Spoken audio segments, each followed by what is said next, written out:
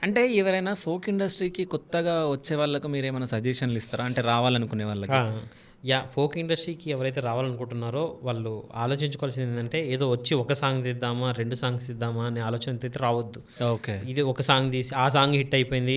నేను అది చూసి సేమ్ ఇంకొక సాంగ్ తీస్తే నాకు కూడా డబ్బులొస్తాయేమో, ఇలా వస్తే మాత్రం అది ఇంపాసిబుల్ జరగదు. ఓకే. ఇది క్రాక్ చేయడం అనేది ఒక రోజు, 2 రోజులతో కూడుకున్న పని కూడా కాదు. హ్మ్. డెఫినెట్‌గా మీరు ఒక ప్యాషన్‌తో వచ్చి, నేను ఇందులోనే ఉండాలి, నేను ఇందులోనే సాధించాలి అని అనుకున్న మైండ్ సెట్‌తో ఉంటేనే రండి. ఓకే.